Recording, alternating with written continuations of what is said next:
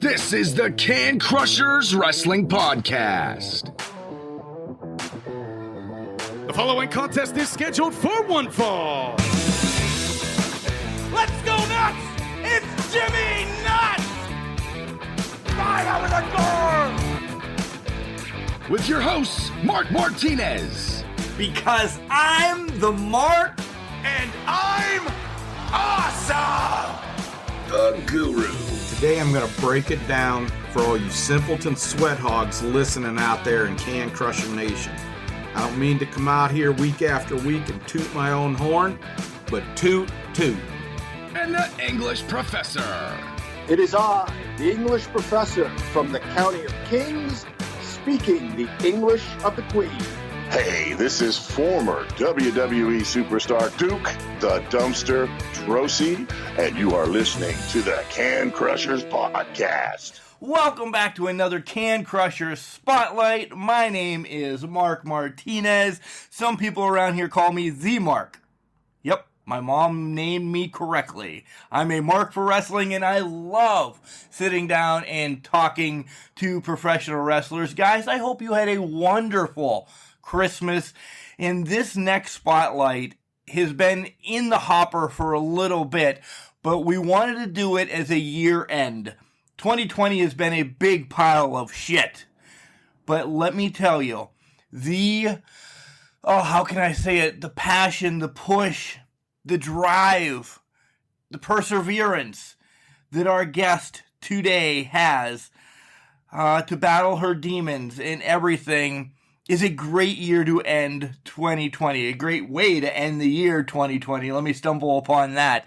And just let it all hang out. I'm speaking none other of the Vivacious Vicious Vicki. Some people know her by Triple V. I don't think anybody knows her by Triple V. Maybe she goes by that. I should ask her that. But yeah, there might be a copyright or something there.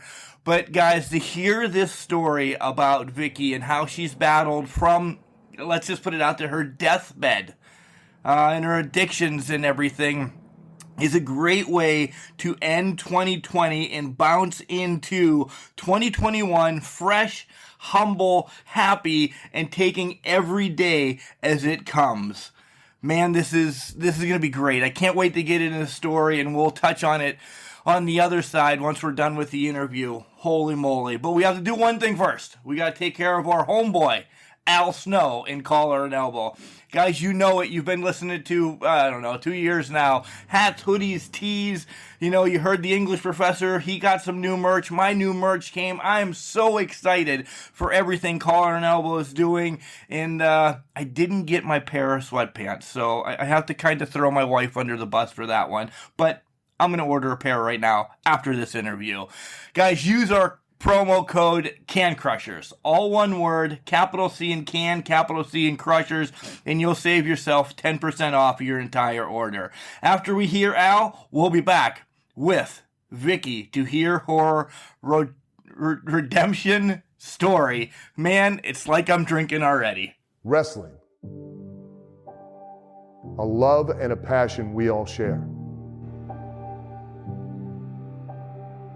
I've started a wrestling brand, the wrestling brand. A brand founded on the aspects of wrestling. Two entities working together to create a product that connect emotionally for people everywhere. Collar and Elbow is the brand. Passion and love for wrestling is the drive.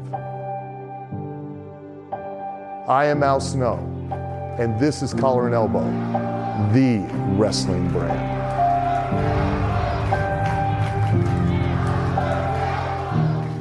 And welcome back to Can Crushers, guys. I told you in the opening that I was really excited to have Vicious Vicki come on the show, and if not for anything else, just life in general and what she can do for you and her new business and everything. This woman is very busy when everybody else is shutting down. Vicki, welcome to Can Crushers. How are you doing this? Thank you. Thanks for having me, first of all. second of all, COVID sucks. I just want to put that out there now because it's just an absolute torture rack. No pun intended. But yeah, man, I'm hanging out right now. I'm doing the best I can with what I got, you know? Right. So we're going to jump right into this, and it's going to be probably a shit show because that's how our spotlights go, and our fans know that because they've come accustomed to me and John just throwing stuff against the wall, and you guys bailing us out. Oh, great. Okay. Sounds like my kind of time. Good. So in 2019, you legit were taking the world by storm. You had a WWE tryout. You were all over the place. And then, as we said, COVID just drains the hell out of us. So let's start with 2019, and we'll do a little bit of rewind with some questions. But WWE tryout, and you're a year and a half into the business. Can we talk about that right off the bat? Yeah. So, I mean, I wasn't even a year and a half in. When I got the call, it was like I was like 10 months in. And by the time that the tryout happened, I was like a year. So I was like, wow. I'm like, okay. I thought it was a joke. I remember I was at work and I got the email and you get like, when you're subscribed to the network, you get like, WWE network emails and the so stock much email. Junk. Yeah. Yeah. And I just saw WWE and I just overlooked it. But then like a couple hours later, it was literally like 2 hours later, I was like in my head going, wait, WWE recruit. I was like, wait a minute. Hold on. Wait. I was like, what? So then I went back in the emails and it was like, you've been invited to the December tryout. And I was like, I was at work. I literally went, what? Like real loud. Everyone was like, what? And I'm like, I'm going to WWE. I like reacted like a kid. Like I was like, holy crap. So basically, that was in itself like just to be like so early in the business and to get like an email like that. Like granted, like I applied online and sent my stuff in and whatnot, like we all do, you know what I mean? But just, to have been on the central radar with that little time in, I did NXT extra work in Florida and when I was 8 months in. So I was kind of, I guess put out there, already. But when I went there, man, it was something that I will never forget, obviously. It was something that I definitely, like, I wrote down notes. To be, like, locked up with William Regal and all these different things that I did and learned and retained nonetheless. It was a 4-day tryout. The first day was just, checking in and vitals and all that stuff, physical and everything. And then it was 3 days of waking up at 6 a.m, going to the PC at, like 7:30, 8 o'clock and doing like 100 squats, all these different things that they had us do warm up before we even started. There was like 6 rings. Like it was just intense, but I prepared myself because I knew a few guys, and girls in the business who had tryouts, and I had asked them like, hey, like, what am I in for? Because everyone was like, even my trainer at the time was like, your cardio's got to be on point. So I just busted my ass in the gym and did cardio every day, like just to get used to being like blown to bits, basically. And I hung, man. I was very proud of myself. Some people were stopping and puking, and it was just I hung. I did, and I was lucky number 1. I don't know if they went by our last names, but I was number 1. I had to wear number 1 wristband, and I had to go first for everything. And it was intense. The first day that we went there, it was promo day, and I didn't know that they were doing it based off your number. I just thought that was my number. I thought they were going to lottery it. And it was promo day. So they made us get in our gear and everything, and they were like, all right, everyone, we're doing promos today, blah, blah, blah, blah, blah. 10 minutes later, all right, Victoria Andreola. And I'm like, you've got to be kidding me. Of course. I'm like, there's 42 people here, and I'm going first. You've got to be kidding me. But I did it, and, unfortunately, Vivacious Vicious Vicki was not fully born at that point. I was a valet of my then boyfriend, Nikos Rikos, and, I was just starting to find myself. I was just starting to get away from valet Vicky. You know what I mean? Right. So I knew what I was doing, but I was still so new and fresh, and I didn't have my character yet. So I was a little nervous, whatever. I remember walking down, like, the last day we had, like, tryout matches for those who were wrestlers. Obviously, the athletes didn't do that. And I remember walking down the ramp, and I heard somebody say, I think it was Norman Smiley, say to somebody else next to him, like, what's the gimmick? And I'm like, damn it. Like, you know what I mean? Like, there was no gimmick to me. It was just, I was in these blue and black and white Greek colors. I wasn't even Greek. Like, I was Vicious Vicki, but I didn't show that. Like, it was rough, but I did get really good feedback.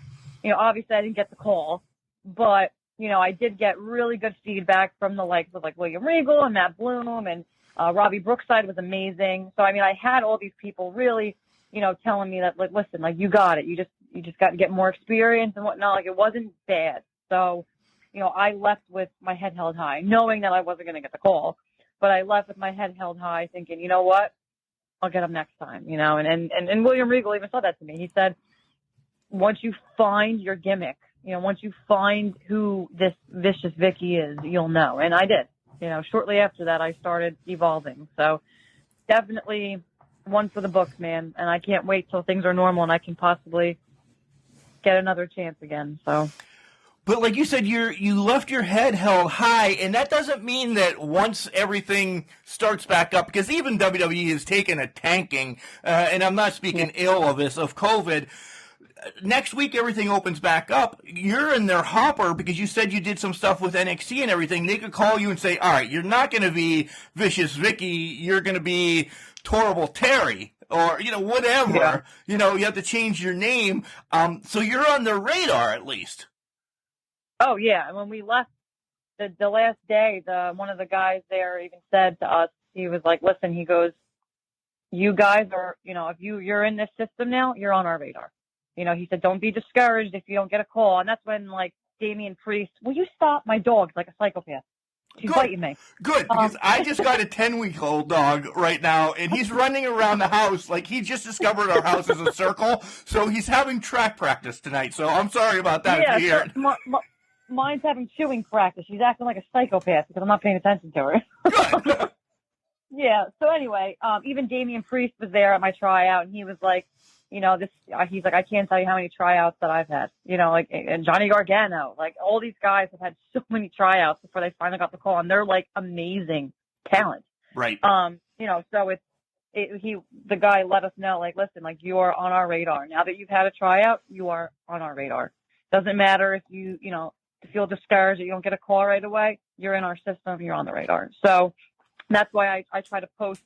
I try to keep myself very professional. I put it out there, my story and whatnot, because I totally 100% believe that it's empowering and it's a huge thing for, the likes of a WWE or an AEW or somebody to see that, look at this person who's overcome all these things. And that's not an egotistical thing of me to say. That's the truth. I'm proud of myself for everything I did. So, with that being said, like, that's why I try to carry myself also as a professional. Like, I don't post anything like other than, maybe like some selfies and maybe some wrestling stuff, some clips. I make a lot of my own videos of my own, like, like a compilation of myself. Like, I do a lot of things behind the scenes for myself. Like, I don't really, I did one promo with, like, Go Pro Wrestling because I know the guys over there really well and whatnot. But for the most part, I do everything on my own. Like, I literally am an independent wrestler. Like, I really, with my music, like, like, I just do everything on my own. So, but I try to keep an image of, professionalism at all times. So, because I know they're watching, whether anyone would believe they are or aren't, I know that they are. I'm friends with some people, that are in, like, producers and stuff like that. So I just try to keep, everything to a T for sure. You are a walking media trailer or whatever, and recently I found out, and I wasn't going to come with this early, but you've already gave me a softball. You have no idea what Twitch is. You no clue what Twitch is. Not a clue in the world. I mean, I know what it is because, quick thing, I have this, like, obsession with Resident Evil video games, and this is going to sound really weird. Don't judge me, but once in a while, like, the gameplay is so good of all those games, especially the, like, older ones. like the gameplay and the storylines are so amazing that like I've actually gone on Twitch to watch somebody play the video game, look at the cutscenes and everything. Like I used to watch my sister playing growing up, and then I fell in love with it. So it's like, if I'm not playing it, I'll watch someone play. It's so weird. So I know that like it's a game. I thought it was strictly like a gaming thing. If I needed a cheat, how to figure out something in a game, I would go to Twitch. Like I never knew that there was like more levels to it until like I saw like some WWE people, and I'm like, kind of overlooked what they were posting. I would just see, oh, live on Twitch, and I'm like, yeah, keep going. But I think Lita did something with Twitch or something else, and I was like, I'll watch this because I'm a huge Lita fan. But we'll get into that. We'll get into yeah. Yeah. So I mean, yeah, I for the most part, I have no idea what the hell I'm doing with that. I made a joke. It was a joke. I was like the other day, I was like, I don't know what Twitch is other than like something I do in my sleep. Like I don't know what it is, but I'm willing to learn. So. Well, anytime you need help, we're here to help you. We can send you some. Okay. You help me get fit, I'll help you with Twitch. Deal? Perfect. Perfect. So you also mentioned NXT. Did I see you in the Congo line one time? Yes. I think I did that twice. I think. I'm not 100% sure. But yeah, that was really fun. So that was cool to be out there. I remember when I went out there, I was like, it was a main event taping, but it was a Monday Night Raw. Right. And I remember walking out in that arena, and I'm just like, wow. Like I just felt something, you know, and I walked back and I was like, I want more of that shit. I said that as I was walking past all these people. I didn't give a shit. I was like, damn, I want more of that. Like just that adrenaline of just being not a stupid whatever. Like I was dressed as, I don't even know what I was dressed as. But when I walked, like just walking out there like that, I was like, wow, I need to be here. Like this is where I need to be. So I got to get there. Besides the PC, was that the biggest rush you've had in your life, wrestling wise? I would say that and the tryout are like hand in hand. Okay. At first, when I did the extra work in NXT at Full Sail, that was on my own dime and everything, and I went out there, and I was there for one taping, so they did like 5 shows or whatever, but it was before they were live, of course. And I remember walking through the doors, and like the first person to greet me was like Road Dogg, and I'm like, whoa. He's like, hey, pretty lady, and I'm like, yo, I'm like, hey, what's up? Like Shawn Michaels walked past me, and then Triple H said hello, and I'm like, in my head, I'm going, what is happening? Like, you know, a lot of those people that were there as extras have been there like a bunch of times because I talked to them and asked them. But I'm like, for me, like 8 months into wrestling and I'm flying to Florida to go be an extra for NXT, I'm like, That's like, big. you know what I mean? Like, yeah. Insane being in that environment. I remember like I teared up a little bit, like when I was sitting waiting as they were like going over the matches and the entrances and everything they've done before it was live, of course. And I'm like looking around, I'm going like, how the fuck did I end up here? I was like, it was just like a moment, you know. But again, it's not me. This might sound really good or bad, but it's just the truth, and I don't like to put myself over, but sometimes I do. I'm very humble, you know, and I didn't talk about it for a long time because I just felt like, what am I going to get from that? Telling everybody, I had a WWE tryout. I was an extra. Okay, great. What are you doing with that? Like, my head never got big. My head never gets big. And I'm blessed because I've met a lot of people in the business whose heads are exploded at this point. For sure. I'll never get that. Even if I make it big, I'll just never get that way. You know, it's just, for me, it's just, it's gratitude. It's feeling blessed. And, you know, I guess maybe because of my background and where I came from, but it never gets old, man. You know, it never gets old. So. And we'll get into that. Well, good segue for me. You're going to do the job for me, I guess, and I'm just going to keep throwing you softballs. Your background, and we'll get there, leads you to be humble, Vicki. Everything that has happened, you've come from, as I said before we went on the air, it's an amazing story, and more people need to hear it. It's out there, but, you know, maybe my group didn't get to hear the whole thing. So let's do our rewind as we normally do. Who introduced you into wrestling? You know, who was it? Mom, dad that loved it? Uncle Rick, grandpa, anybody? No. Not mom. Definitely not mom. Not mom. So my sisters actually watched it growing up, and they were huge fans, huge, like diehards. And I remember, like, I have a really, really weird memory. Like, I remember, like, being young. I really do. Like, being, like, 4 or 5. Like, I really remember it. And I was, like, 4 or 5. I want to say it was, like, 97 when I was, like, 4 or 5. And I remember vividly one night, like, my sisters were watching TV, and it was the beer truck incident with Stone Cold. Nice.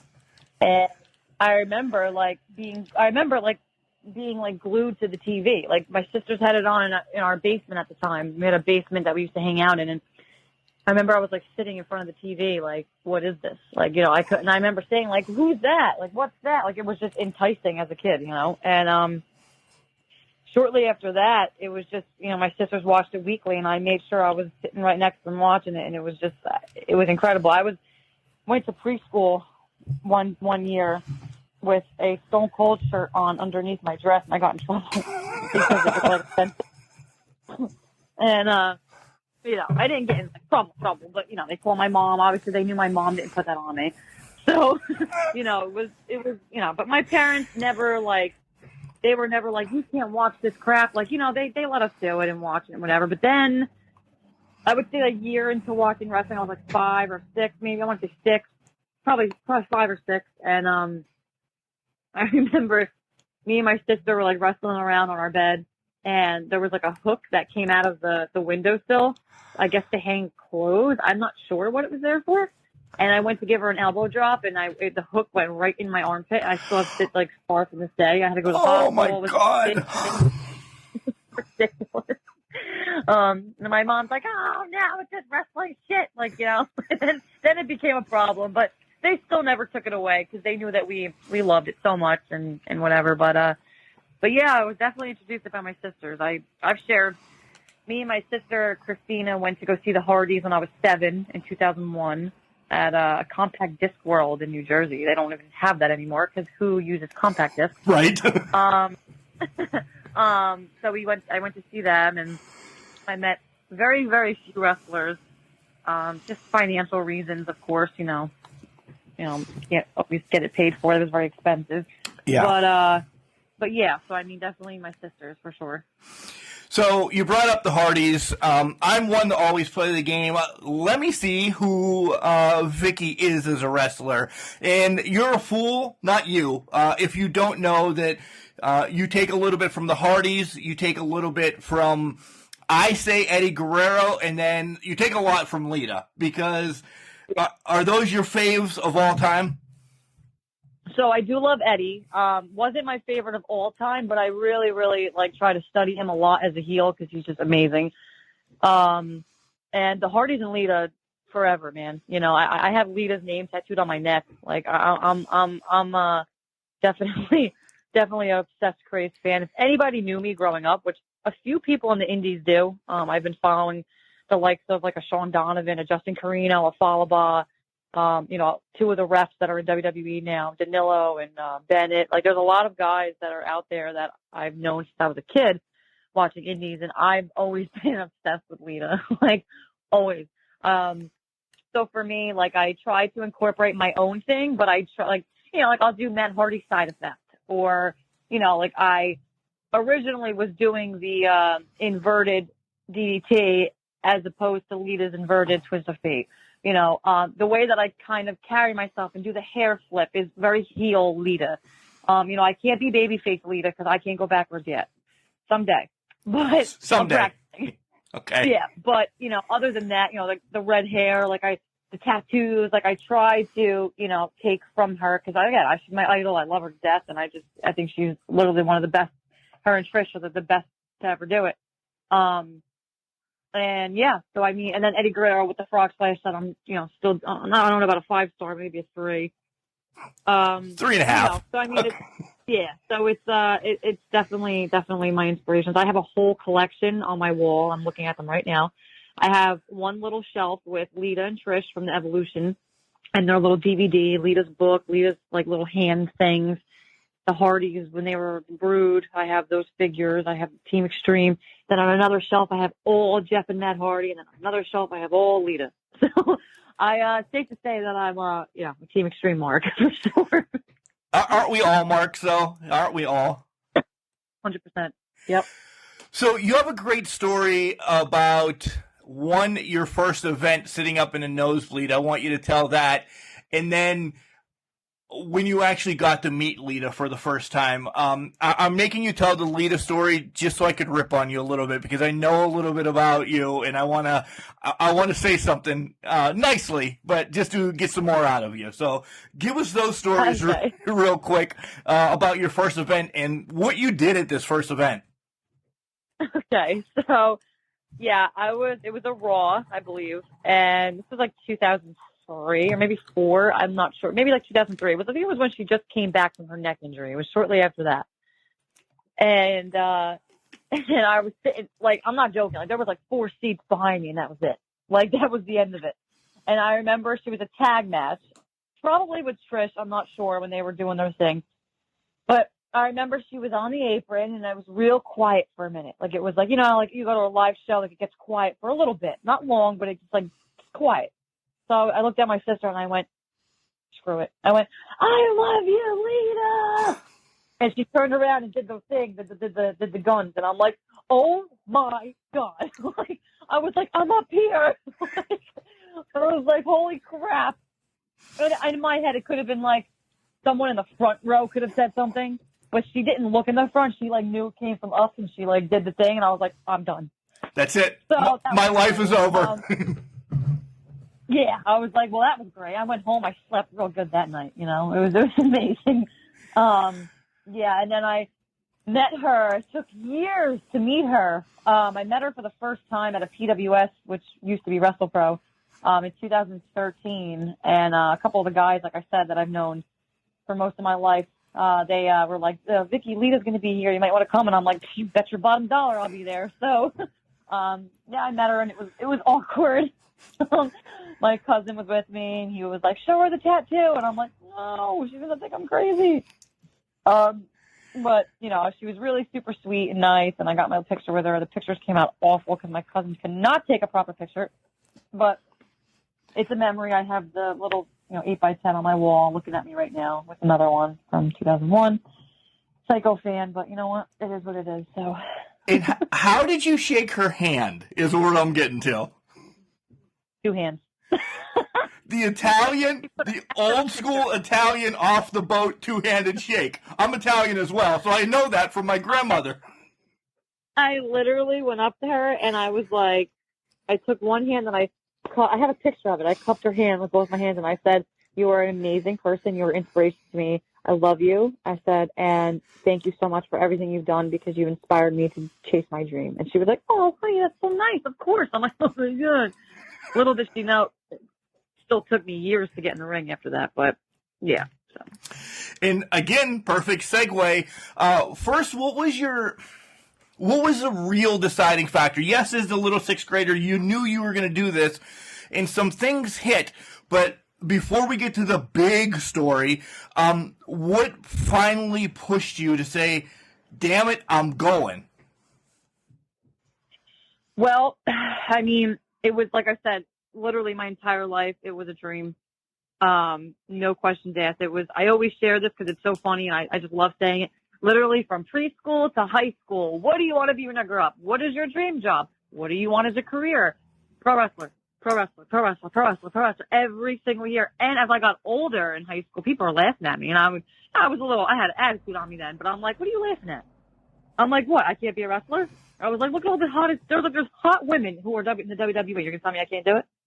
And they shut up. Like, you know what I mean? And I actually made a bet with somebody in 6th grade that I'm friends with to this day still. And I told him I was going to be signed to the WWE. And when I actually had the tryout, I texted him and I was like, dude, he goes, no effing way. I'm like, so it was always a dream. It was always a dream. But after I battled what I battled and whatnot, it took a few years, but I remember like sitting down maybe like and we'll get into that, my addiction and whatnot, but 3 years sober, I remember sitting down at the table with my parents. I think it was Thanksgiving. Yep, it was Thanksgiving, because I started Halloween. And I looked at my parents and I said, my parents, real quick, were supportive but not. They thought it was like a pipe dream. My mom had paid for youth clinics when I was younger and everything for me to get a taste. Like, my mom was supportive, but my dad was like, this is a pipe dream. It's never going to happen. Like, he wasn't trying to be like shutting my dreams down. He just didn't think that it was possible. Like, he really thought that it was like, it's a pipe dream. You're going to get hurt. You're going to ruin your life, or, you're not going to make it, or it's not going to happen. Like, you're not going to be in the WWE. Like, it was discouraging at the time. It definitely was.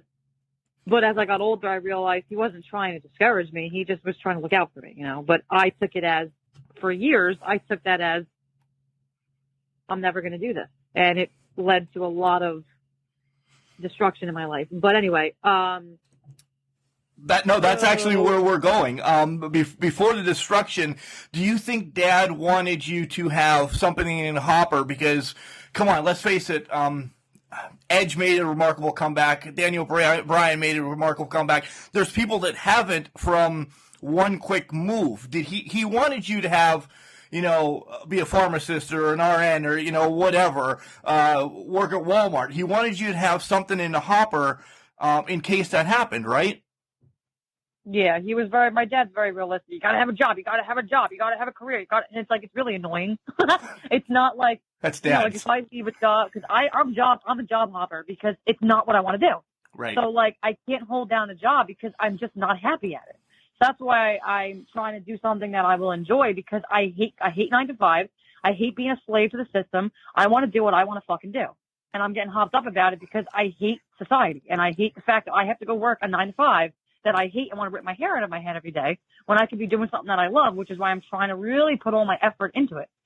But anyway, so Thanksgiving, and I sat my parents down and I said, I'm going to wrestling school in a few weeks. And they were not discouraged. They were like, wow, okay. And I was like, listen, guys, I've thought about this in my addiction and out of my addiction. I will regret this for the rest of my life if I don't do this. I said, I've never left my head. It never left my soul and heart. I couldn't watch wrestling for years because I felt like I should be there. I'm like, so if I don't do this, I'm going to regret it. I don't want to live with regrets. So they were very supportive, and they come to all my shows within, if they're like local and whatnot, all my shows, super supportive. Like, so, and then when I got the tryout, my dad was like, holy shit. I'm like, I told you. I was like, I told you guys, like, just stay tuned because I'm grinding away. So, but yeah, it was more of not wanting to live with regrets, for sure. Then we'll really get to the addiction part. Did anybody come to Florida with you and take a little mini vacation while you were at the PC? No, they flew me out. They flew me out and paid for my lodging and everything. So that was all me by myself. Oh, okay. Yeah. All right. Now, this is where you become very humble in life, and this is the story that I'm going to give a shout out to our buddy, former IWC Women Champion, Raylan. You had an amazing match with her, but Raylan kind of worked together to get this set up for us. So she's like, you need to have Vicki on to tell the story. And this is where you battle back and you become the wonderful human being you are, full of motivation, full of smiles, and you do want to take care of everybody because this is at the tail end now. You have a new business coming too, but let's talk about this addiction. How young, how did it start? How much do you want to, a lot's out, but how much do you want to open up and say, here's my story and this is what I had to go through? Because I saw a picture of you in a hospital bed on one side that you posted, on the other side you're holding the championship, and I'm like, damn, that's 5 years you cleaned your shit together and you has taken over independent wrestling. Yeah, no, definitely. I'm very open in sharing it. So for me, it was like I was introduced to like the typical things that kids are introduced to in high school, like pot and drinking and all that, But I was an athlete. I was like a stellar softball player. I opportunities to go to like 5 different colleges just for my softball that I didn't go to. But I, was kind of like at first I was always a goody two-shoe. Like I got in mischief and whatnot as a kid, but like I was usually like a good kid, Who doesn't? Who doesn't? Yeah. So in high school, I was like, nah, man, I did smoke pot and that was it. I was like, oh, that's not a big deal or whatever.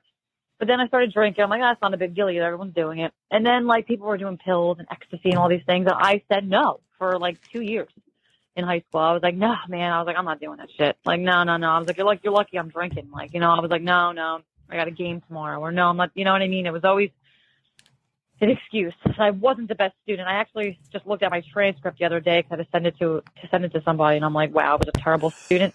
Anyway, so senior year of high school, and I've had like a really bad experience as well with like relationships and men too. And I share that as well because it was just so bad. When I was, I'm going to try to make this story as fast as possible, but when I was like 12, I was in 8th grade, and December 1st, 2006, I lost my uncle of a massive heart attack. April 14th, 2007, I lost my dad's dad of, old age and cancer. And then May of 2007, I lost my mom's dad, who was like my man. Oh my God. So it was like boom, boom, boom. It was like a domino effect. And that really fucked me up. It really did. Besides my father and whatnot, they were like the pillars of my family, like for those sure. 4 men, my other uncle as well, but we don't really see him as much. No bad blood or nothing. We just don't really see them as much, but I know my other uncle, if I need him, he's there to pinch, but, those were my men, and from there on, started like depression and, trying to, I only know this from a therapist, but it was due to like me trying to find a boyfriend and a love and a man was almost like replacing what I lost in them, and I went through high school with boyfriend to boyfriend to boyfriend. And, I had 1 year where the guy hit me and abused me. I had 1 year where the guy, I actually was assaulted at 16 years old by someone who knew my sister. He's now dead. So RIP. It was a tough, high school was tough for me because I was very popular, but a lot of shit happened to me. A lot of bad things happened to me. And I was always like, did I put myself in these situations? Probably. But at the same time, like, I don't think I deserve getting my ass beat for 8 months from a guy that I was actually scared to leave him at 16 years old. That shouldn't be happening. Correct. I have a restraining order on him. He's locked away. So when I was a senior, I met a guy who was amazing. He was awesome. I actually had written this story about this, pertaining to this story, essentially, for a blog. And I mentioned his name, James. He's gone 3 years now from a heroin addiction as well. But he was a great guy. All around, nothing bad to say. My family, nothing bad to say. But when I was with him for about 3 years, we started using. That's when pills really ramped up and people were doctor shopping, if you know what I'm saying. Like, it was bad where I lived. And, the pills turned to heroin, and the heroin turned to cocaine, and then the cocaine, it just was a domino effect for me. And I didn't realize what addiction really was. My grandfather was an alcoholic who was completely recovered when he passed for years. So I knew addiction ran in my family, but I was so naive to it that I didn't know that that's what I was playing with. I thought I was just getting high and having a good time until one day I realized, why do I feel sick right now? And I'm like, holy shit, I'm withdrawing. Like, I was like, okay, now I'm physically addicted. Couldn't stop, man. Just couldn't. I tried. I just couldn't do it on my own. And it just really spiraled. I would say for like 4 years-ish, I was just all screwed up. No one really knew because I never got to a point where I was like, I was out of control, but not like out of control. You know what I'm saying? Like, it wasn't like some people would be like, are you sick? Like, are you okay? Like, I never looked, like, I never lost like all this weight or anything. You know what I mean? I never. You were hidden. You were hidden. And I hate to use this word, but it just popped in my head. And if I don't get it out, that's the way. You were a hidden junkie, right? That, and I was a functioning addict for sure. Yep. Okay. Absolutely. So when I graduated high school, I was still with the guy, and eventually maybe 2 years later, my parents relocated and I moved with them. Well, they went from North Jersey to South. That was it. And, when I moved, I was like, shit, how am I getting my stuff now? And then I found a way. There's a will, there's a way when you're an addict, you figure it out. I've done some terrible things to my family, like stealing stuff and selling stuff and terrible, terrible things that they've forgiven me for, thank God. But, just awful, awful. It was rough, and once I finally got to a point, I went to rehab and, always falling in love and finding love and trying to fill the void. I was always trying to fill some sort of void with men. I don't know what it was. But it was also like replacing the drug too. Because when I was all screwed up on drugs, I really didn't have a boyfriend or anything like that. So I was just in love with the drug, It was your pillar. Yeah. Yeah, no, yeah. And I went to rehab, my first one, and I was sniffing heroin. I was doing heroin. I wasn't injecting it yet. Went to rehab for my first time, and I left. I went to a sober living house, and I did about 4 months clean. And one day I just woke up, and this girl was on the same page as me. She was not doing well either. And I was like, I want to shoot heroin. And she's like, okay. And I was just out of nowhere. Like, that's addiction, I guess. And I got the stuff. I was living near Atlantic City. I was in Ventnor City, which is outside of AC. So I walked into Browns Park. There's all drug dealers by myself. A little girl, like I was like 22 or whatever, like walking down this park and just it was crazy, dude. Can't believe the things that I've done. And I started shooting heroin. It was bad. I overdosed. Like maybe a month into that, only lasted like a month. I overdosed. My parents thought I was sober the whole time, and my friends had to actually call my parents, and instead of calling the ambulance for whatever frigged up reason, they called my parents. Like I could have died. Like, right. They just left me like in the bathroom freaking out. Like it was not because they didn't care. They just don't, when you're an addict, like you just don't know what to do. Me, if I'm all screwed up and my friend's face down, I'm calling. I don't give a shit how much drugs I have on me. I'm not going to let my friend die in front of me. Like, that's just made up. Anyway, so after that, I went right to another rehab, and I was out for so long when I overdosed in the bathroom that my eyes were pretty much shut for about a week. I had a bruise on my face because all the blood rushed to my face that I couldn't even open my eyes. It was bad. I might at some point ask the treatment center, because I know them well because I went there twice, for a picture when I first went in for intake, because it was bad. Like it literally looked like someone punched me in the face. I couldn't even open my eyes. Oh man. Yeah. So did that rehab, fell in love, moved in with the guy, and that lasted off 2 months. We were shooting heroin down in North for about 2 months, so that didn't last long either. Didn't overdose that time, thank God. And my parents were like, you know what? Enough of this crap. You're going to Arizona. I'm like, excuse me? They're like, we're shipping you out of here. You need to get out of the area. I'm like, okay. So I fought it at first, but then I was like, there was always that part of me that didn't want to be doing it anymore. So I was just like, all right, I got to go. So I got on the freaking plane, 6-hour plane ride, and, went to Arizona, did a treatment there for 30 days. I left against medical advice with 2 guys who wanted to go to Cali and start a band. So I was like, yeah, let's go. The kid had a house in Calabasas, so we went, and we were sober. We weren't looking to get high or nothing, because we really weren't. We were going to meetings, everything. And guess who was the first to relapse in a place she had no idea where she was? Me.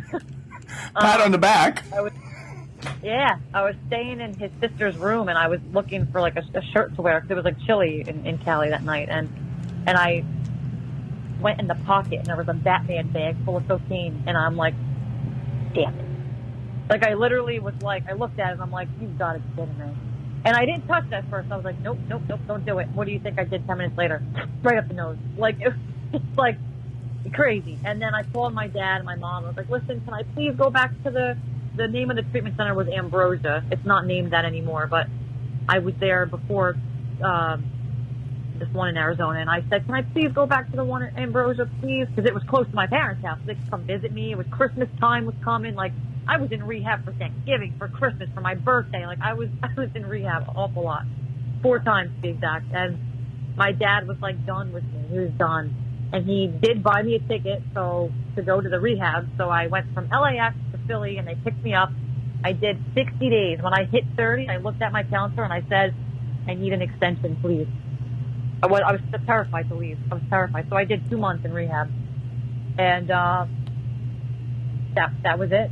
That was the icing on the cake. That was, having my family behind me, and they ended up coming to visit me, and they saw that me wanting to extend obviously showed that I wanted to get sober. So I lived in PA for 3 years after that. I lived in a sober living house and everything. Who was acceptance house in Levittown, PA. I owe a lot to. I'll definitely shout his name out, Don Folamesta, because he's just one of a kind, man, and he really has a good thing going over there. And it helped me learn to be an adult, how to pay rent, how to do all those things, and I had to go to meetings. I had to get drug tested. And I eventually was a house manager of that house because I was so reliable and so sober. And I was like, everyone used to call me Queen Recovery because I was like, at all the meetings, I chaired them all. I used to speak. I was like, obviously I like to talk. So I was like always asked to do speaking commitments and all that, man. And it was a hell of an experience. And, I don't follow AA anymore or any of those programs because I found different ways to kind of deal with my addiction, which is totally acceptable in my eyes. I haven't, touched a drug or anything, but I still just felt like I needed to kind of do my own thing after leaving PA. And ever since, man, I've looked back on all the things that I've done, and I'm just like, wow, who is that person? But the person that I am today was always in there, and I was just fighting this devil, man, and it comes back sometimes, but they're not kidding when they say, like, I don't have the urge to use ever, thank God, never. I'll never use again. That is a statement that I will stamp, deliver to whoever wants to hear it. Never again. I have no desire. But all the other things that come with addiction, like the character defects and the mental part where, like, you kind of lose yourself a little bit and you get a little down, depressed, it's all, like, these core things that make up an addict that people don't understand. Like, addiction runs in many forms, whether it be a shopping addiction, a food addiction, a sex addiction, a drug addiction, whatever it is. Addiction is addiction, and for me, I've learned that over time that's just something that I can't put in my body, nor do I want to. Like, when I get hurt or I get a root canal or whatever, like, I say off the bat, I'm like, I'm an addict, I can't have that. I had a doctor try to shove Xanax down my throat, and I'm like, did you not hear me that I'm a recovering addict? I can't take pills. Like, I don't know what you don't get. Like, so I'm very, like, open about that. But having that moment of nearly dying quite a few times and being down and out and not knowing what your life was going to be and thinking that I literally thought that I was going to be a heroin addict forever and die like that. And I was okay with that when I was really in the grips of it. And to feel on top of the world, to be able to kind of look at people and say, hey, listen, I've been there, you can get through it too. It's not an easy road, but if you want something bad enough, you're going to get it. And there's no one else that can stop you from doing it. So that's pretty much my story in a nutshell. That it's unbelievable. There's so much to touch on, but I want to say this.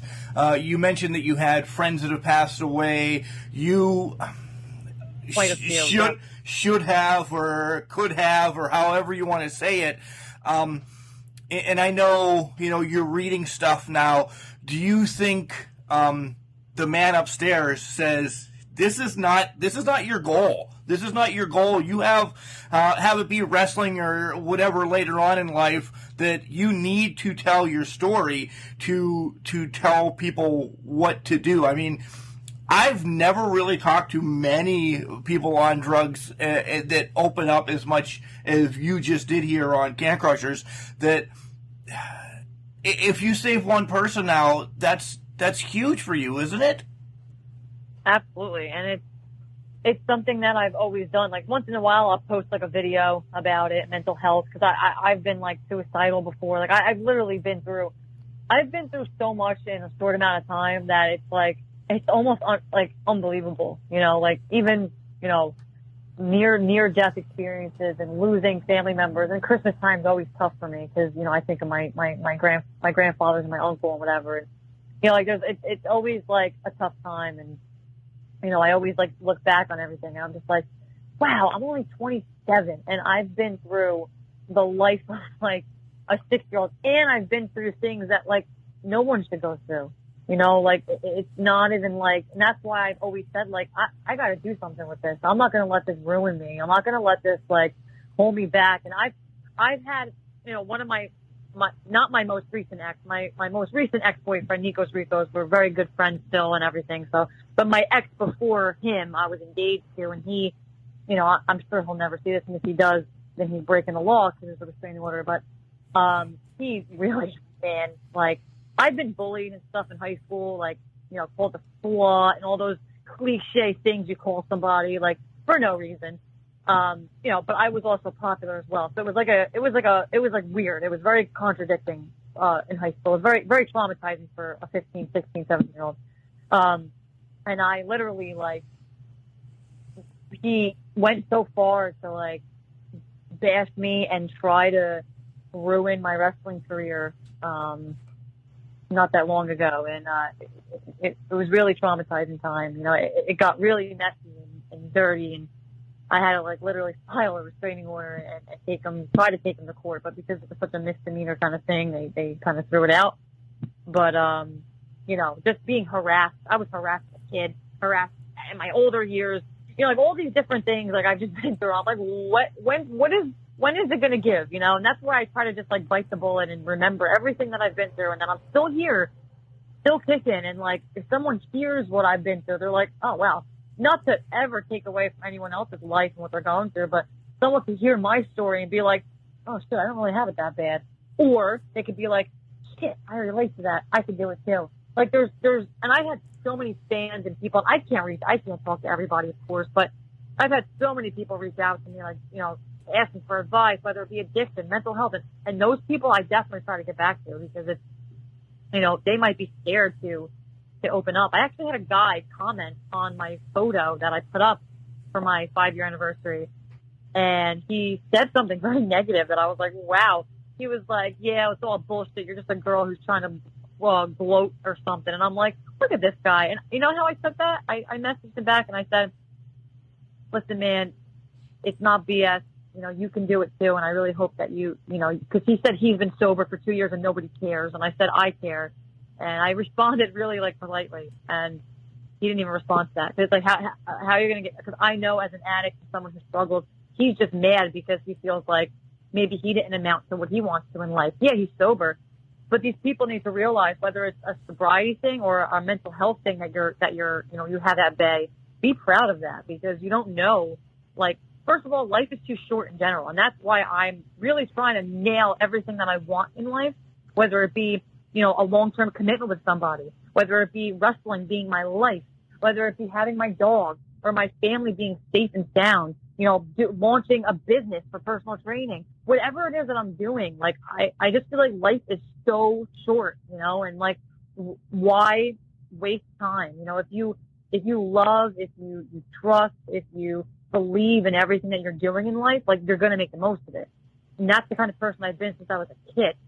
Like, my parents always say, like, my grandmother always says it, she's the light in this family. She's going to be something. Like, I'm not mediocre, and I've never been. Like, I've been telling my parents since I was a kid, like, I'm going to be famous one day, or I'm going to do something big one day, or I'm going to be somebody big one day. Like, that's just my personality, and that's just the kind of, like, heart that I have. My heart is so big, and that's why, like, you know, when bad things happen, it hurts so bad, because it's like, that's not me or the kind of life I want to live. So that's why I try to give back and try to put videos up there and try to put motivational quotes and whatnot, so people can understand, like, you're not alone. Like, look at my life today.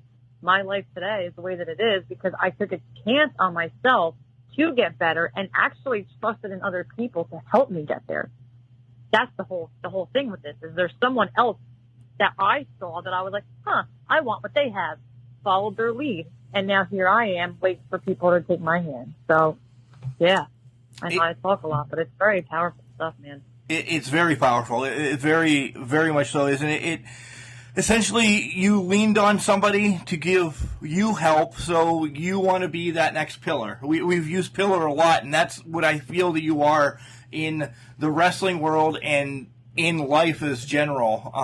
I really do. So not fast forwarding, but all right. So you just come back, and now how do you decide where you're going for training as we shift back into the wrestling part of this? Yeah, so it took about 3 years for me to 3 years of sobriety to really do it. I was about 2 years sober, maybe a year and a half too, and I had contacted Pat Buck for Creative Pro because I knew a lot of the guys in Wrestle Pro. So I contacted him. He was all ready for me to come and whatever, and something unexpected happened to me. That nothing terrible. So I don't even have to really get into it, but nothing terrible. And I had to postpone it. So I was literally supposed to start at it was a medical thing. I literally was supposed to start the next day. I went to the doctor and she's like, told me what it was, and I'm like, shit. I'm going to wrestling school tomorrow. I can't deal with this. She goes, honey, you can't. I'm sorry. I'm like, okay. So that was a big thing. Then it got pushed back another year, and then that's when I decided, like, man, I am going to regret this forever if I don't do this. I was so hungry for it because I was sober. Like, the lights were starting to turn on. The fog was clearing. That I guess, like, addict brain or brain fog, whatever you want to call it, was, like, going away. Like, life was making sense finally. And it was just, like, it was time. I felt like it was time. I make jokes to my family all the time. I'm like, shit. I'm like, if you paid for my tuition when I was 19, 17 years old, I said I would be signed by now. My mom was like, probably. Like, I would have been somewhere by now. I mean, I'm only 27. I'm still very agile and whatnot, so I'm not, like, worried about injuries, knock on wood or anything. I'm very, like, I still move. But, of course, I'm 27. I was 16 or, when I was doing, or 12 when I was doing youth clinics, like, things have changed, and I'm thinking I could have been retired by now, like living the life. No, spot shows, yeah. So, but it was time, and that's when I sat my family down at Thanksgiving and told them. And for whatever reason, I usually go last on Thanksgiving. It's like a tradition, and I'm the baby of the family too, so maybe that's why, I don't know. But we always go around the table, and I'm usually last to, like, say what I'm grateful for. I'm like, my sisters are amazing women. They both have their own story. My one sister, as well, is a recovering addict. We both shared that together, so that was tough. But she's years as well, and we both did the whole thing, not together, but we both lived that life. I was way worse than she was, so my family understands addiction more now. They were very supportive of that. But I always say what you're grateful for on Thanksgiving, and this year I kept it real short, and I was like, everything. You kept something short? No, I'm kidding. Yeah. I know. No, I did. I was like, everything. I just, oof. Yeah. There's so much to go. Let's go your next 5-year goals. Where do you want to be? Of course, WWE, AEW, NWA, if it rolls back around, Impact. But I mean, what else? What overseas? What else do you want to do in 5 years? So I'm pretty much open to everything. I mean, like, realistically, I'd love to travel more.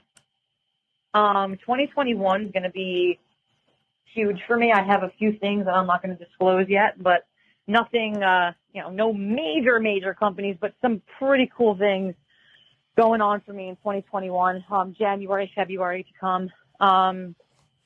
So I definitely would love to be in WWE. I mean, that's the end all be all, creme de la creme. Like, that's where you want to be. But I'm totally open to AEW. I think AEW has a great product. I have a lot of, like, people that I'm friends with that I know who have been on Dark, who are signed. It's really cool to see. The Northeast especially is exploding. Yes. AEW right now. It just goes to show you, man, like, Northeast is full of crazy talent. It's insane. Girls and guys, for sure. So, I definitely, 5 years, I hope to be signed. 5 years, I hope to be married. 5 years, I hope to be in my own home, not in a studio apartment that I actually really like, by the way. I love my little studio. There's nothing wrong with that. I hope to be on top of the world.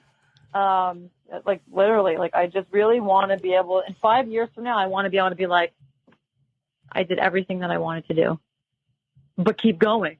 Like, that's what I want my goal to be, is to look around me at 5 years and be like, I'm living my dream right now, and just be content with that. And that includes a new business. That how new are we talking here? It's relatively new, right, with your personal training and everything? Yeah. So I'm definitely a newly certified trainer, but I have tons of experience with fitness and whatnot. So it's not like I'm blinded going into it. Yeah, I launched that. I'm fully insured. I'm really trying to get a client base. I don't have any yet. It's very, very hard to market yourself. I'm really learning. But again, I'm doing all this on my own. I made lawn signs to put outside stores. I have flyers. I'm going to go hand out to stores tomorrow. Like, I have all these things, all these marketing techniques I'm doing all by myself. Facebook boosting ads, Instagram, correlating little workout videos to put on my Insta. Like, I'm doing all this. The website that I have, all me. Like, I do everything. I obviously, because I can't afford to hire people, but at the same time, I can actually do it. Right. Like, I've always been very tech savvy and like creative and stuff. So that's why I have no issue doing it. And I enjoy doing stuff like that. So, I'm really trying to like hit the ground running. I've been sharing it, trying to plug away to get clients, and it's tough for sure. But, I'm hoping that I get there sooner than later and, start building a client base, because I'm definitely open to in-person training, but I definitely, know that I'm totally open to virtual as well, because I can, expand my client base that way. So. Wixsite is your website. If you want to give that one out right now, and then we'll touch on your social media later. Wixsite is a great thing. I'll tell you, that's where we have our website. It's easy. It's easy for, I'm a communications major, but the other guys that help run it don't know their ass from the hole in the ground sometime, and they can make changes on it, so they're okay. Yes, it's very user-friendly. Yeah. For sure. So yeah, I didn't get the domain yet, so it has the Wixsite dot, but it's viciousHustleFitness.wixsite.com/dying to live. Yeah, guys. It's on my Instagram. I have an Instagram, Vicious Hustle Fitness, and a Facebook, Vicious Hustle Fitness. So. Yeah, guys, head over there, like those, ask away. She'll help, one, motivation, two, physical, strength and conditioning and everything. Vicky's here for you all around. Really? Yep, that's right. Absolutely. Okay, this is back to back. Okay, what's the best advice that you got backstage or from any wrestler, and what's the best advice that you would give a youngster wanting to get into the business? So, one for you, two for what you say. So, basically, like, it's something that if it's a, like, real lifelong dream of yours, like, my suggestion is to, like, just go for it. If it's something that maybe you're scared to talk about with your family and whatnot, you definitely, it's something that's attainable and something that you definitely do. You don't want to miss out on an opportunity because you think you can't do it. And if you can, like, more so better. Like, you want to always chase your dreams, because again, you only have one life to live. And if it's something that's attainable that you can actually do, that people are doing, go for it. Never let anybody stop you from living your dreams. Never. And what's the best advice that you got? Same thing, more or less? Yeah, definitely. I've always had, people tell me, like, chase your dreams, like, you don't want to waste away your life, things like that. And it sticks with you, it's something that, and it was more so like myself, just like really telling myself that too. Like, I have this, I'm going to do it. I'm very like, I want this, I'm going to get it done, I want to do it kind of person, So, yeah. A couple of weird questions that we ask. Guilty pleasure for food. Are you a foodie? You're in great shape, and but do you just eat anything and just work the hell out of yourself then? Yeah. So as of late, I've been sticking to a real strict diet. Not too strict, but like really trying to eat like the 5 meals a day thing. The protein shake. I'm working with a trainer myself, just strictly for food and like whatnot. But yeah, it's definitely not easy. My first cheat day is going to be Christmas Eve, so that's a big deal. Christmas Eve for Italians is like freaking like the world exploding. So you got to be there for that. Do you have all the fishes? Yes. Okay. Yep. Most of the time I, would eat what I want like on the weekends and then just do crazy amounts of cardio to burn it off. So I love food. Guilty pleasure is probably Taco Bell, honestly.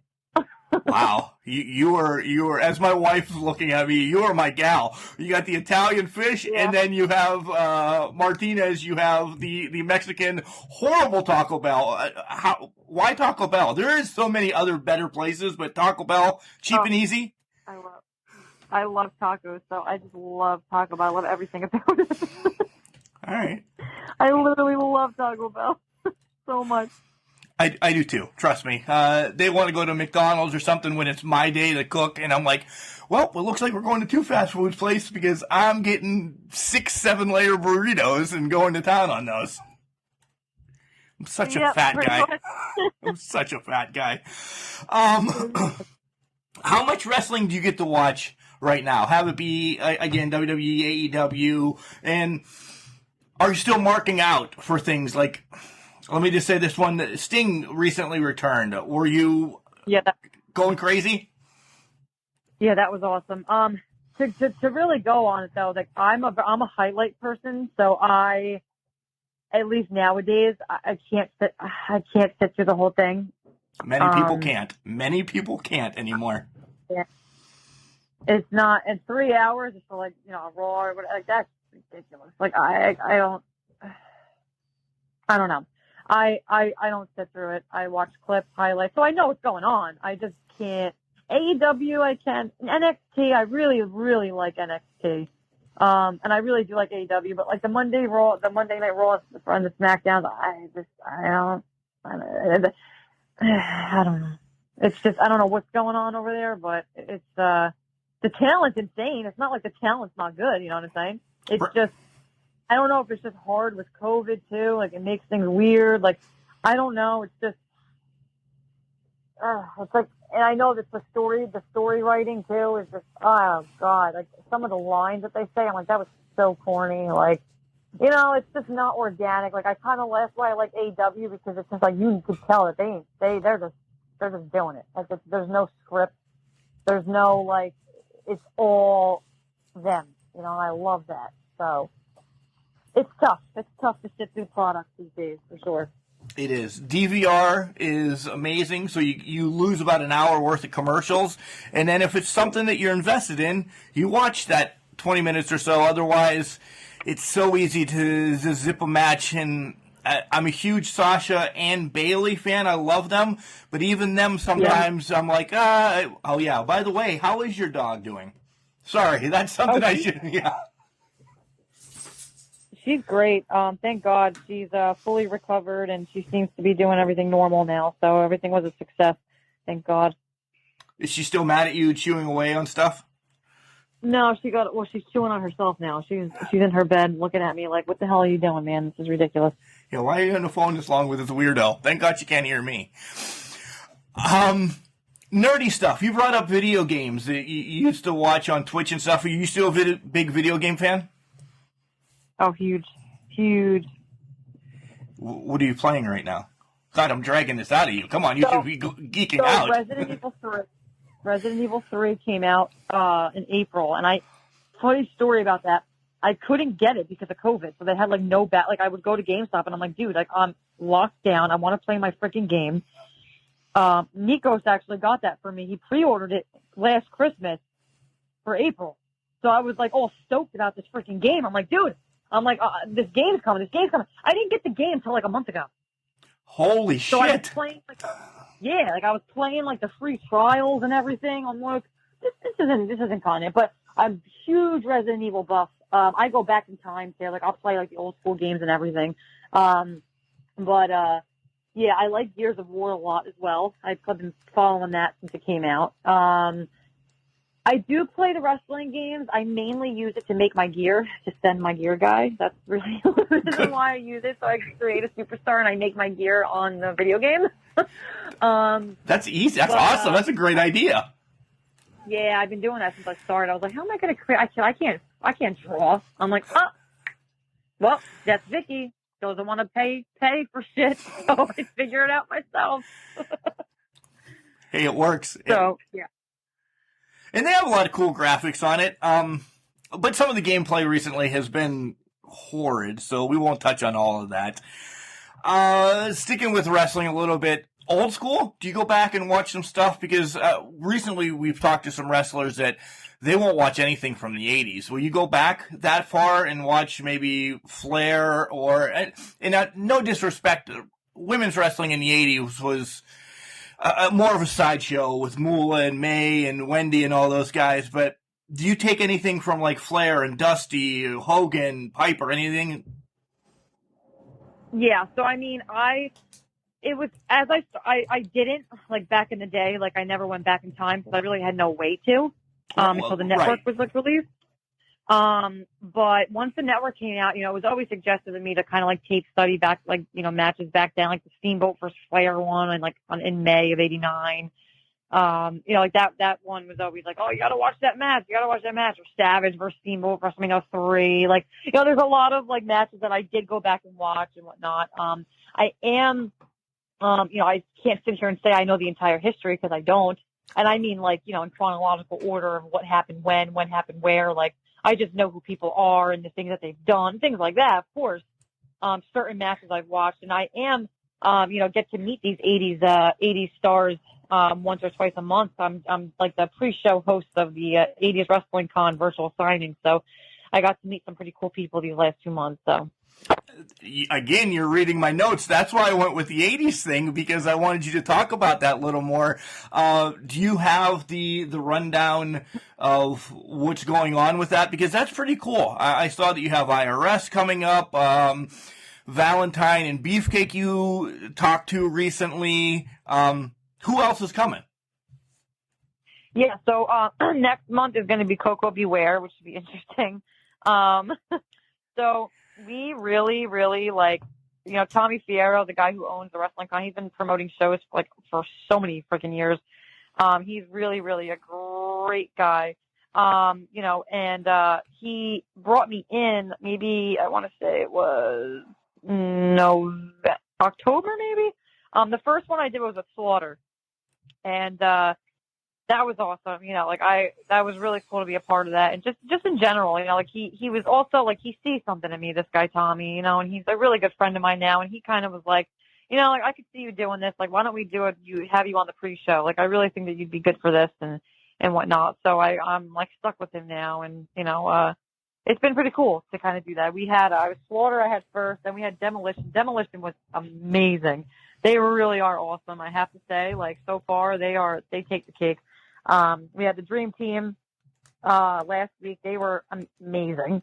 They were so funny. Coco Beware, Ted DiBiase's on the 11th. I'm very excited for that one. Mike Rotunda on the 25th. Ron Simmons, which I'm also excited for that. He's a great guy.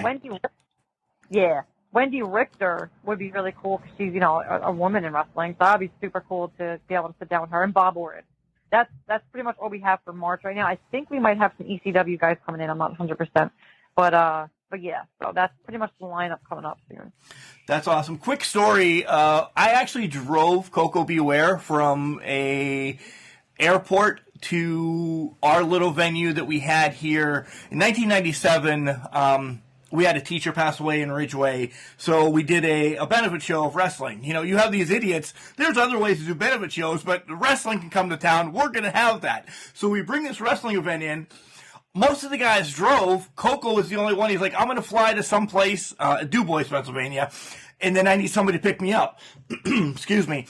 And then, well, all of a sudden, people are like, I got to do this, I got to do this. So they send me, and I had this 1983 white Chevy Chevette that looked like it just got off of a farm. They send me to get him.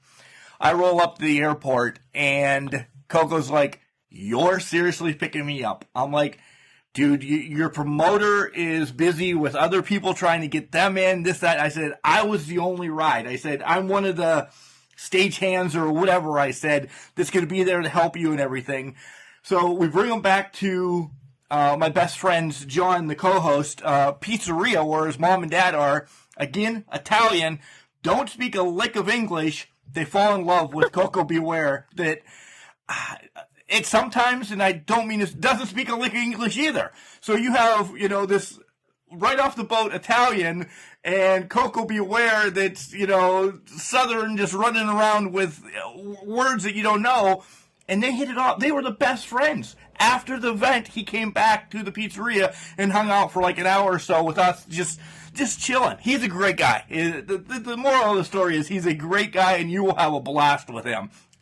Yeah, I heard a lot of good things, so I'm very excited for that for sure. Absolutely, that should be very interesting. Yeah. Yeah, but he looked at me, he's like, really? You're picking me up? Not a nice little caddy or anything. No, this white farm equipment vehicle. And I'm like, oh my God, why couldn't I drive my mom's car that day or something? I love it. Yeah. I know what you're going to say for this one because we always, we ask this as our last question and then we let you talk about your merch, give your business another plug, throw out your social medias and everything. I know where you're going to go with this, but I got to ask it anyway. Dream match. Who, what stipulation, and where? And please don't say at my house. You know, Madison Square Garden's probably going to be what you say, but go ahead. So, okay, dream match would be Lita. Right. Probably would have to say at a WrestleMania, preferably MetLife. Okay. And stipulation is just a one-on-one, like just a singles match, you know, and yeah, I believe me, I've dreamt more of teaming with her than facing her, but as I got older, I'm like, I want to wrestle her, man. That'd be awesome. She's saving that one more match for you. She remembers you. She remembers the two-handed handshake in the awkward moments that you guys had together. I hope so. I'm sure I'll see her. I have a feeling. I hope so. I really do. All right, give everybody out your actually talk about your merch. I know you're in transition of doing something with your merch. You're on Pro Wrestling Tees, or what's up? Yeah, so Pro Wrestling Tees is the Vivacious Vicious Vicki store. I have 2 tees out right now, and then on Tee Public, I have the Vicious Hustle Fitness, everything you can imagine for that. And I'm eventually going to be transferring my actual like shirts, and I have new shirts coming out that I'm going to put on Tee Public instead. So nice. And what about your Vicious Vicki social media? So Instagram is Vicious Vicki. It's a _Vicious _Vicki _, and then Twitter is the same. And Facebook, I don't really give out because it's my shoot name, but it's Vicki Andriola. And I have a YouTube account. If you type in Vicious Vicki or Vivacious Vicious Vicki, it'll come up and you'll see my page. You can subscribe to that. I try to post stuff, you know, matches and whatnot here and there. And, yeah, and then Vicious Hustle Fitness is my fitness program that I'm offering to people, whoever you are, wherever you are. Give me a holler, fill out an assessment for free, and we'll go from there. And finally, you're either going to have a podcast or a Twitch, right? Which one are you going to do? Yeah, at some point. I talk too much. I got to do it. You really do. I got to do one or the other. Right? You can make money. You can get. You can start selling wrestling buddies. Vicious Vicki wrestling buddies. That would be great. That would be fun. Yeah. All right, Vicki, I don't know, maybe you have to walk the dog or whatever you have to do, but I want to thank you first and foremost for coming on Can Crushers and sharing your story. Again, like I said, if you touch one person and change their life, I think you're doing really what you're supposed to do in life. I know you're huge into wrestling and everything. The good Lord's really, really saved you and let you tell your story, and you're going to change lives. Yeah, man, I appreciate that, and I feel it too. So, 100%. All right, thanks again, and we'll catch up with you soon, I hope. Yeah, no, man, thanks for having me. It was a blast. So, I'm glad I got to share everything with you.